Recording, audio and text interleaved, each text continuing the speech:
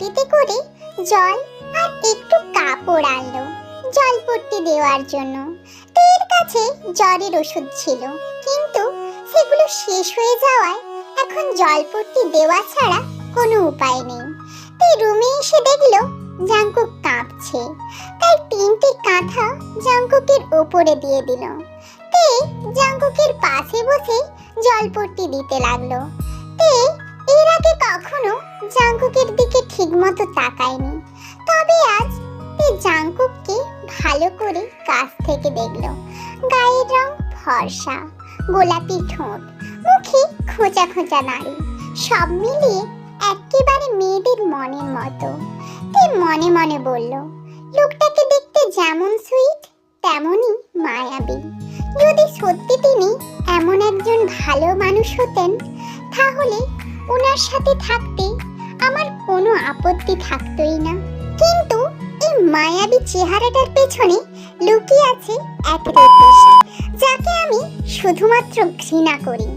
কিন্তু ঘুমন্ত অবস্থায় উনি খুবই কিউট। অনেকক্ষণ পর্যন্ত জাঙ্কুককে জলপট্টি দিল। জলপট্টি দিতে দিতে সেখানেই ঘুমিয়ে গেল। সকালে সূর্যের আলো জাঙ্কুকের চোখে পড়তেই জাঙ্কুকের ঘুম ভেঙে গেল। জাঙ্কুক উঠে দেখলো তে ওর পাশে খাটে হেলান দিয়ে শুয়ে আছে, পাশেই জল আর কাপড়। জাঙ্কুক দেখেই বুঝলো রাতে ওর জ্বর এসেছিল, আর তে ওকে জলপট্টি দিয়েছে। জাঙ্কুকের মুখে তখনই একটা হাসি ফুটে উঠলো। জাঙ্কুক ওয়াশরুমে গেল ফ্রেশ হতে, কিন্তু এসে দেখে তে নেই। রুম থেকে বেরিয়ে দেখে তে ছাদের দিকে যাচ্ছে। তের পেছনে পেছনে জাঙ্কুকও গেল। সেখানে তখনও বৃষ্টি হচ্ছিল। তে ছাদে গিয়েই বৃষ্টিতে ভিজতে শুরু করলো। জাঙ্কুকও বৃষ্টির ভেতরেই তের সাথে সাথে চলে এলো। জাঙ্কুক তেকে ডাক দিল, তে তোমাকে থ্যাঙ্কস আমাকে সুস্থ করে তোলার জন্য। আপনার না জ্বর, আপনি বৃষ্টিতে ভিজছেন কেন? যান এইখান থেকে, একটু ভিজলেই কিছুই হবে না। আর তুমিও তো ভিজছো। আমার তো জ্বর না, আপনার জ্বর এসেছে। আমাকে যখন এতই ঘৃণা করো, তখন এত চিন্তা করছো কেন আমার জন্য? আমি আপনাকে ঘৃণা করি। আপনাকে রাতে এনেছি আর একটু সেবা করেছি বলে এই নয় যে আমি আপনাকে মাফ করে দিয়েছি। I hate you. আমার কথা তো শোনো প্লিজ। দেখুন, আমি আপনাকে অনেকবার বলেছি আমি আপনার কোনো কথাই শুনবো না। আজ তোমাকে শুনতেই হবে। জাঙ্কুক গিয়ে তের দুহাত ধরলো। আমাকে ছবেন না, লিভ মি। আমাকে মারবে? নাও, যত পারো মারো, গালি দাও, আমি কিচ্ছু বলবো না, কিন্তু আজকে তোমাকে আমার কথা শুনতেই হবে। তে জাঙ্কুককে মারতে চেয়েও মারতে পারলো না। তের মনে হলো লোকটা বেশ কয়েকদিন ধরে তাকে কিছু বলতে যাচ্ছে, ওর শোনা উচিত। তে জাঙ্কুককে বলল, আচ্ছা তবে বলুন আপনি কি বলতে চাইছেন। জানো তে, আমি তোমাকে 3 বছর ধরে ভালোবাসি। তোমার মনে আছে কিনা জানি না, তুমি 3 বছর আগে কুয়াকাটা গিয়েছিলে কিছু বন্ধুর সাথে। তুমি সেখানে সাগরের জলেতে ডুবেই যাচ্ছিলে স্নান করতে গিয়ে। আমি সেদিন সেখানেই ছিলাম, আর তোমাকে উদ্ধার সেদিন আমিই করেছিলাম। সেদিনই তোমাকে প্রথম দেখে তোমার প্রেমে পড়ে গিয়েছিলাম। মনে আছে। আমি শুধু শুনেছিলাম কোনো ছেলে আমাকে উদ্ধার করেছিল, কিন্তু তাকে দেখিনি। আমি সেদিনই সেখান থেকে চলে এসেছিলাম। ফিরে এসে আমি তোমার কথাই সব সময় চিন্তা করতাম। তোমাকে ভুলতে চেয়েও ভুলতে পারিনি।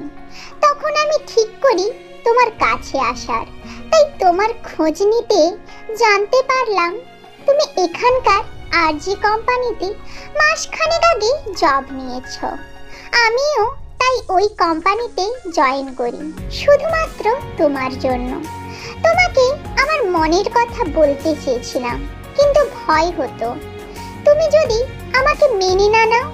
এই ভয় নিয়েই কেটে গেল 2 বছর। 2 বছরে আমার মনে হয়েছে তোমার প্রতি আমার ভালোবাসা প্রতিদিন একটু একটু করে বেড়েছে।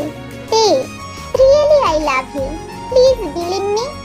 তে চিৎকার করে বলল, আমাকে যখন ভালোই বাসতেন তবে কেন আমার সাথে এমন করলেন? কেন আমার জীবনটা তছনছ করে দিলেন? তে বিশ্বাস করো, আমি সেদিন রাতে শুধু তোমাকে বিয়ে করতে চেয়েছিলাম, কিন্তু তোমায় কষ্ট দিতে চাইনি। তারপর যখন আমি জানতে পারলাম ইউনো তোমাকে প্রপোজ করেছে, কিন্তু তুমি তাকে কিছুই বলনি, তোমার মনের কথা পরে জানাতে চেয়েছো, তখন আমার মনে ভয় ঢুকে গিয়েছিল। তুমি যদি ওকে ভালোবেসে ফেলো, আমি যদি তোমাকে হারিয়ে ফেলি, তখন আমি তোমায় বিয়ে করার সিদ্ধান্ত নিই। তাই আমাকে চিটারি করে বিয়ে করবেন? এই আপনার ভালোবাসা? তে বিশ্বাস করো, আমার ভালোবাসা মিথ্যা না। আমি ভেবেছিলাম বিয়ের পরে তোমাকে সব সত্যি কথা বলবো, তখন তুমি আমাকে বুঝতে পারবে, আমার মনের কথা বুঝতে পারবে, তখন আমাকে তুমি মেনে নেবে। বাহ বাহ, আপনি ভেবেছেন, আপনি যেমনটা ভাববেন তেমনটাই হবে। বাহ, কি সুন্দর ভাবনা। তে রিয়েলি আই লাভ ইউ। সেদিন তোমাকে দিয়ে পেপার সাইন করানোর পর আমি অফিসের কাজে শেষে ফেরার পরে আমার এক বন্ধু কাইয়ের সাথে দেখা হয়েছিল। অনেকদিন পর দুজনের দেখা হওয়ায় আমরা দুজন কাছাকাছি একটা বাড়ি গিয়েছিলাম। আমি মাঝে মাঝে ড্রিঙ্কস করি, সেদিন দেখে সামলাতে না পেরে আমি ড্রিঙ্কস করে ফেলি। তখন আমি কাইকে আমাদের বিয়ের কথা বলি। কাই আমাকে বলে, আমি যদি তোমার থেকে যেভাবেই হোক হাজবেন্ডের অধিকার নিতে পারি, তবে তুমি সারা জীবন আমার হয়ে থাকবে। আমি তখন ড্রাঙ্ক অবস্থায় থাকায় আমার হিতাহিত বুদ্ধি ছিল না, তাই কাইয়ের কথায় রাজি হয়ে সেদিন তোমাকে ইঞ্জেকশন দিয়ে অবশ করে নিজের অধিকার আদায় করেছিলাম। আমি তোমাকে নিজের ইচ্ছায় কষ্ট দিতে চাইনি। প্লিজ তে বিলিভ মি। আপনি আমাকে ভালোবাসুন আর যাই করুন, আমার চোখে আপনি একজন রেপিস্ট, আর কোনো রেপিস্টের জন্য আমার মনে একটুও জায়গা, মায়া, ভালোবাসা কিছুই নেই। প্লিজ তে এমন করো না, I can not stay without you. তে জাঙ্কুকের কথা না শুনেই চলে গেল।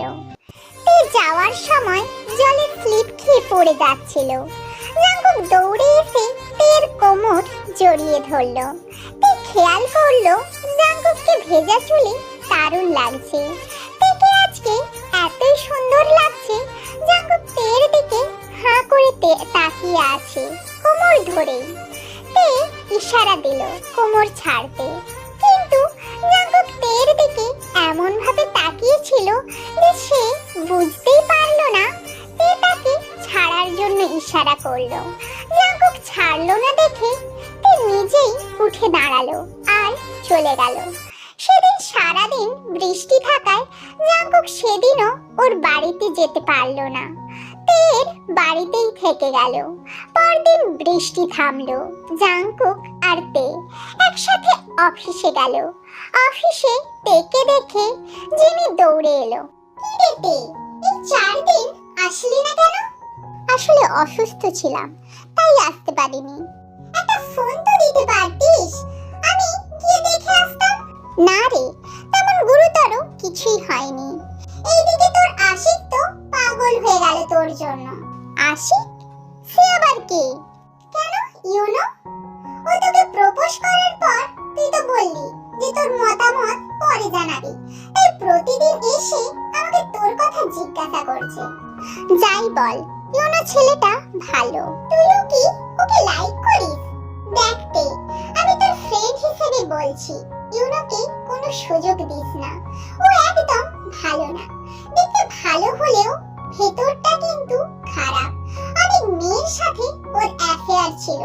কি? সব সময় তো শান্ত থাকে, তোর কোথাও ভুল হচ্ছে। আরে কিছুদিন আগে আমার ফ্রেন্ড প্রিয়াঙ্কার সাথে ইউনোর ব্রেকআপ হয়েছে। আচ্ছা, এই ব্যাপার নিয়ে পরে কথা বলবো। খান স্যার ডাকছেন। ওকে। ব্রেক টাইমে ইউনো তের হাত ধরে অফিসের পাশেই একটা রেস্টুরেন্টে নিয়ে গেল। জাংকুক সেটা দেখে জাংকুকও ওদের পেছনে পেছনে গেল। ইউনো আর তে যে টেবিলে ছিল ঠিক তার পেছনের টেবিলে জাংকুক বসলো। তে জাংকুককে দেখলো সেখানে বসতে। ইউনো তেকে বলল, তে এখন বলো তোমার মতামত, আমার আর সহ্য হচ্ছে না। আসলে আমি আমি জানি তুমি আমাকে লাইক করো, আমিও তোমাকে পছন্দ করি। জাংকুক ওদের কথা শুনলো। জাংকুক ভাবলো তে যেহেতু তাকে ঘৃণা করে তাই তে ইউনোকে এখন ভালোবাসবে। জাংকুকের মুখ ফ্যাকাশে হয়ে গেল। জাংকুকের চোখ ফেটে জল বের হয়ে এলো। তে এই সবই দেখলো। জাংকুকের চোখের জল দেখে তে তো অবাক। জাংকুক চলেই যাচ্ছিল কিন্তু আবার থেমে গেল তের কথা শুনে। আমি জানি তুমি আমাকে ভালোবাসো, তবুও তোমার মুখ থেকে একবার শুনতে চাই, প্লিজ বলো তুমি যা ভাবছো তা না। আমি তোমাকে ফ্রেন্ড হিসেবে মানি। I am sorry, I can not love you.